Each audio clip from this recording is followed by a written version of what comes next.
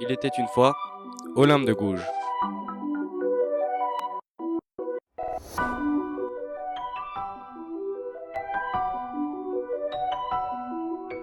Bonjour à toutes et à tous, bienvenue dans ce 7e et dernier épisode de l'émission Il était une fois Olympe de Gouges, en partenariat avec l'APCJ. Le maître mot de notre émission, mettre la femme à l'honneur. Aujourd'hui avec 3 jeunes lycéennes d'Ariège, Méloé Villiers, Gwenaëlle Briro, Gwenaëlle Herché. Toutes les 3 au lycée Gabriel Fauré à Foix. Nous allons discuter ensemble de la position de la femme dans notre société. Tout d'abord avec la rubrique Complexe et images.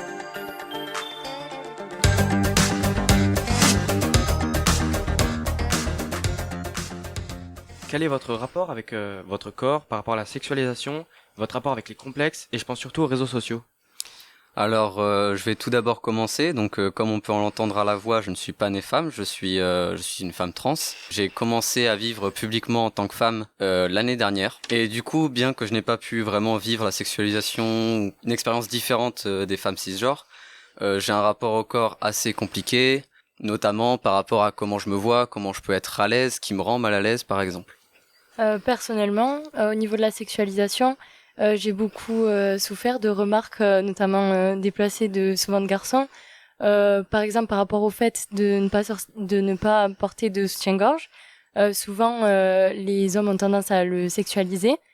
Et je me suis pris beaucoup de remarques, ainsi que par rapport à des photos que j'ai pu poster sur mon compte Instagram, par exemple. Je sais que sur les réseaux sociaux, c'est beaucoup développé, cette sexualisation. On a tendance à vraiment sexualiser le corps de la femme, même dans les publicités, on voit partout.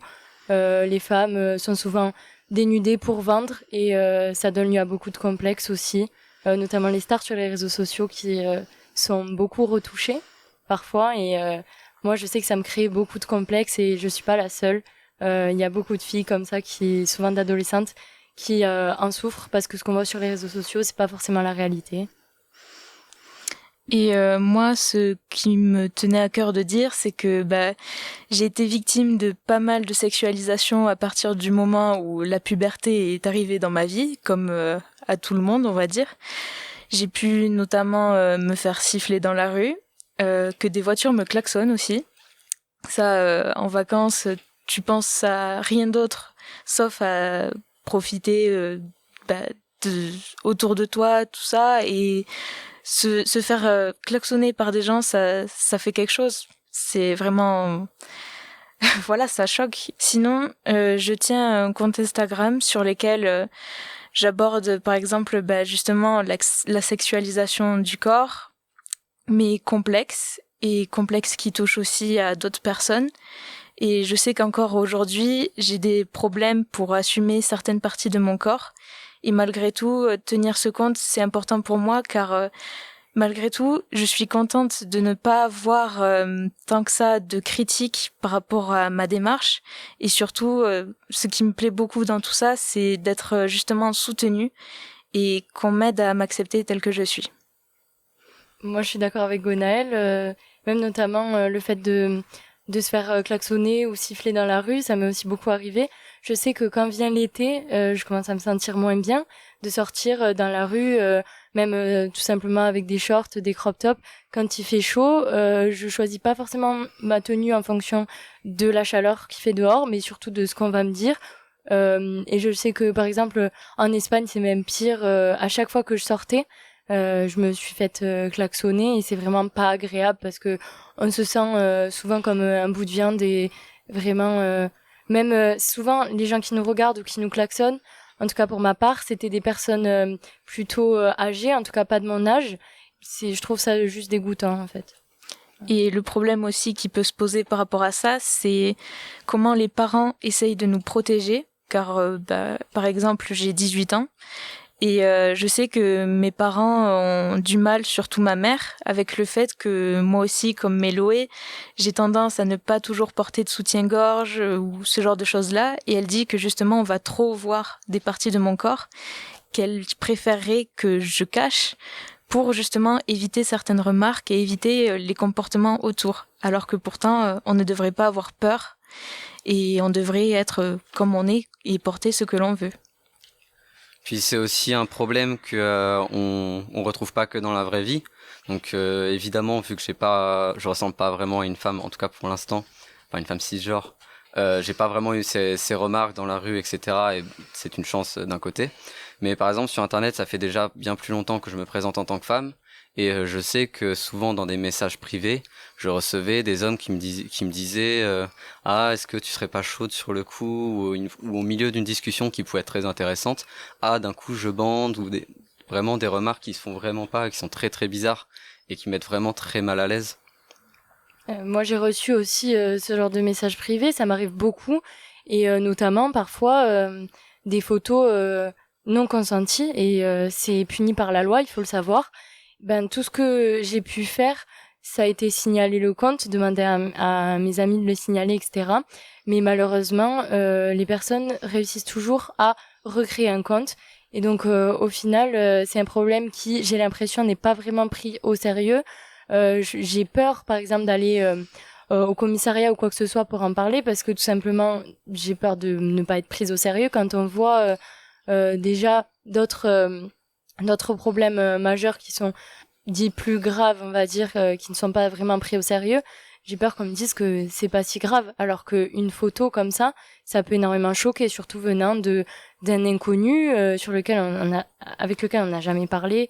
Enfin, moi, en tout cas, ça m'a vraiment choqué. Puis je suis très d'accord avec Méloé, c'est que des fois les gens agissent comme si c'était pas grave ou censé très normalisé. Je pense notamment au collège, on avait des balles du collège, et au dernier bal j'ai décidé d'y aller, et même si je vis pas encore forcément publiquement comme une femme, j'avais décidé de porter une jupe en disant que c'était une blague, mais pas vraiment du coup. Et je sais qu'une connaissance qui était un peu proche de moi, mais pas trop, mais enfin bref, la première réaction qu'elle a eue c'était un homme du coup qu'il a eu quand il m'a vu en jupe, c'était je peux regarder dessous. Il a commencé à la soulever. Bon, j'ai rigolé sur le coup, mais je me suis dit que si c'est la première fois que je portais une jupe, ça se passait comme ça. Je me suis dit que ça devait être horrible pour les autres femmes qui doivent vivre ça depuis tellement plus longtemps et qui doivent le vivre au quotidien. Super, c'est déjà génial ce qui a été dit. J'ai pas grand chose à rajouter, moi de mon côté, je suis un homme et là-dessus j'ai pas vraiment de point de vue en fait. Pour moi, c'est devenu quelque chose d'assez évident. J'ai pas forcément regardé chez les gens. Mais ça me regarde, je ne suis là que pour vous animer. Et on va passer à notre deuxième rubrique sur l'émancipation des femmes.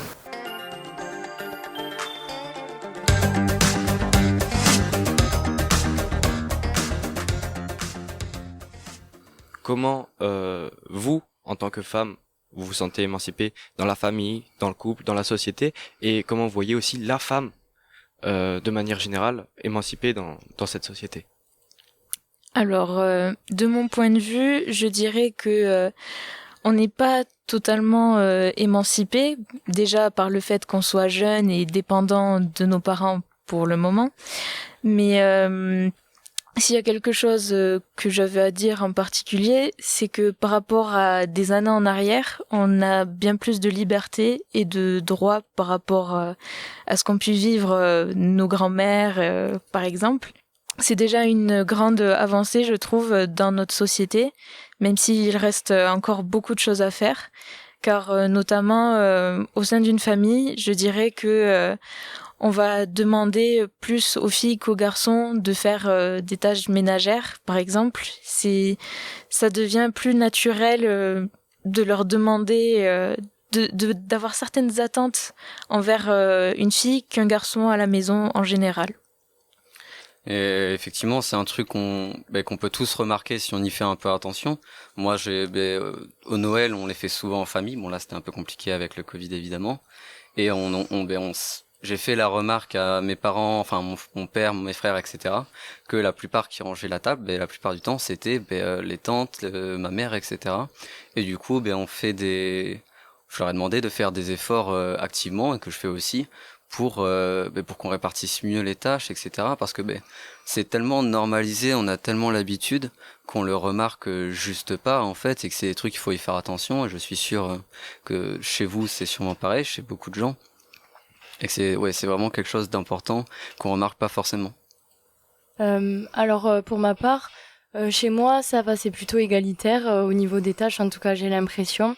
Mais après, c'est aussi parce que mes parents sont séparés, donc ils font chacun à peu près tout. Et nous, on se répartit les tâches entre nous, entre frères et sœurs. C'est pas mes parents qui gèrent, donc peut-être le fait que on soit plus jeune et dans une nouvelle génération, on se dit que on répartit peut-être mieux les tâches. Mais je suis d'accord avec Gwenaëlle quand elle disait que on a fait de fortes avancées depuis beaucoup de générations. Néanmoins, il reste vraiment un grand chemin à parcourir, puisque notamment au-delà des tâches, la répartition des tâches, au niveau des violences conjugales, par exemple, je sais que c'est extrêmement courant et c'est pas normal, ça devrait vraiment pas être le cas. Souvent, les victimes sont décrédibilisées. Moi, j'ai subi une expérience qui vraiment m'a marquée. Et par exemple, on m'a vraiment décrédibilisée, c'est-à-dire que quand j'ai enfin osé en parler, on m'a dit que c'était pas si grave et que il fallait pas que je me plaigne pour ça, etc. Et c'était en plus une femme qui me disait ça. Voilà, c'était très dur. Je trouve que c'est pas normal que on normalise ça, que ce soit un geste même brusque ou violent ou quoi, ça part de rien souvent et ça finit jusqu'à la mort, quoi. Et justement, pour parler de mort à ce niveau-là, il y a très récemment où les médias avaient mis en avant le fait qu'une femme avait été brûlée vive par son mari. Et justement, ce qui est choquant là-dedans, c'est que a priori, cet homme avait déjà été reconnu être violent et rien de spécial avait été fait pour protéger cette femme et elle en a payé de lourdes conséquences. C'est vrai que c'est quelque chose que les gens prennent vraiment pas au sérieux, même des gens des fois proches de nous. Et du coup, j'en parle pas souvent, mais au collège, je me suis fait violer par une personne qui était très proche de moi. C'était ma meilleure amie à l'époque. Et pour des raisons un peu auxquelles je n'ai pas vraiment eu d'incidence, c'est une personne que je dois côtoyer souvent encore aujourd'hui. Et du coup, j'ai fait passer le mot à l'une de mes amies plus proches, qui elle n'a pas eu ce problème. Enfin, qui de demander à cette personne de ne plus interagir avec moi parce que ça m'a pris beaucoup de temps à me rendre compte de ce qui s'était passé, mais c'est vraiment un événement traumatisant au final. Et je sais que cette personne m'a dit, mais au final c'est pas vraiment du viol, ou c'est plus juste une agression sexuelle. Et déjà le juste faisait mal, puis même niveau loi, niveau tout, c'est du viol, mais sauf qu'on se dit, on n'ose pas mettre le mot dessus. Je trouve qu'on n'ose pas mettre le mot dessus parce qu'on se dit non mais ça arrive que aux autres, ça arrive aux gens à la télé, aux gens dans les journaux, alors que réellement quand on parle à nos amis, la plupart ont vécu des expériences similaires. Exactement, je pense comme Gwenaëlle, on pense trop souvent que ça nous concerne pas et que ça se passe que pour des personnes qui font par exemple pas attention, alors que pas du tout, vraiment, ça arrive énormément. Moi, j'ai demandé à beaucoup de personnes de mon entourage, c'est souvent des femmes, et je leur ai demandé si elles avaient vécu des expériences comme ça, traumatisantes, que ce soit au niveau des violences sexuelles ou pas. Et j'ai remarqué que vraiment la plupart des femmes ont vécu quelque chose dans ce style, que ce soit de la simple remarque jusqu'au viol. C'est rare qu'une femme échappe à ça, et c'est vraiment pas normal que dans une société où on se dit évoluer, les femmes continuent toujours à se faire violer et à se faire tuer et massacrer, quoi. Puis en plus, je commence à répéter le terme, mais effectivement c'est tellement normalisé, tellement ancré dans la société que je me souviens d'un témoignage d'une femme que j'avais vu sur les réseaux sociaux sur le harcèlement de rue, et que cette femme avait jamais reçu quoi que ce soit, qu'on lui avait jamais dit madame ou des trucs clichés dans ce genre, et que elle savait que c'était une chance et que tant mieux pour elle, mais que d'un côté on on trouve ça tellement normal qu'elle avait l'impression qu'en fait c'était sa faute et que ça devrait lui arriver. Et c'est vraiment des événements horribles comme ça auxquels on n'apporte pas assez d'importance. Et surtout, le problème, c'est surtout une histoire de consentement, car malgré tout, on a beau dire non, il y aura toujours des personnes qui ne sauront pas écouter.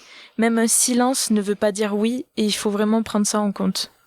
J'aimerais revenir sur cette idée que ça soit normal. Et moi-même, en tant qu'homme, j'ai peur parfois de reproduire les schémas inconsciemment. C'est-à-dire que c'est quelque chose que je ne maîtrise pas, qui vient de mon éducation, de la société. Et c'est un peu inquiétant parfois. Et j'espère que je peux être optimiste avec moi-même et me faire confiance quand même là-dessus. On va passer à notre nouvelle rubrique, vos inquiétudes et vos espoirs pour le futur de la femme.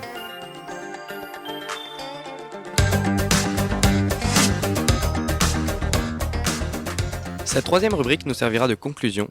J'aimerais que vous nous parlez de vos inquiétudes et de vos espoirs pour la femme dans le monde actuel. Je vais reprendre ce que tu as dit juste avant en annonçant la rubrique, c'est qu'effectivement, on peut avoir peur de reproduire ces schémas, ces préjudices de la société nous-mêmes, et c'est quelque chose auquel il faut faire attention au quotidien, qu'il faut y faire attention sur nous et sur nos proches notamment. Et en espoir, j'ai l'espoir que comme au cours du temps jusqu'à maintenant, la condition s'améliorer, que ça continue jusqu'à ce que ce soit une égalité presque complète. Moi, ce que j'aurais à dire par rapport à mes inquiétudes, ce serait plutôt le fait qu'il y a encore des personnes qui font des actes qui peuvent être très déplacés encore aujourd'hui et qui ne s'en rendent pas compte parce qu'ils sont habitués à ça et ils continueront comme ça. Alors après, je ne dis pas qu'il y a des bonnes façons et des mauvaises façons de faire certaines choses. On va dire, c'est difficile de juger, mais il y a certains comportements qui sont encore inacceptables et qui sont encore présents. Sinon, je dirais que j'ai espoir en l'avenir, car si nous pouvons parler et se libérer libérer la parole des femmes, je dirais que d'autres personnes pourraient le faire à l'avenir et cette lutte pourrait avoir une fin victorieuse. Personnellement, mes inquiétudes concernent surtout l'évolution des mentalités, parce que niveau justice, ça a tendance à s'améliorer. Il y a beaucoup de lois sur la parité, etc. Mais les mentalités, quoi qu'on dise, certes, elles évoluent, mais peut-être plus lentement. Donc c'est mes inquiétudes. Et concernant mes espoirs, j'espère que dans le futur il y aura de plus en plus de sensibilisation, comme on voit par exemple aujourd'hui sur ce plateau, mais aussi au niveau des lois, et puis peut-être que les femmes et les hommes aussi s'engagent de plus en plus dans notre société pour la cause des femmes. C'est ici la fin de notre émission. Il était une fois Olympe de Gouges. Merci à vous toutes et tous, intervenants et auditeurs. Merci aussi à Tenzit Prod pour le générique. Olympe de Gouges a porté des valeurs d'égalité il y a 200 ans. Et c'est, comme aujourd'hui, aux jeunes de reprendre ce flambeau.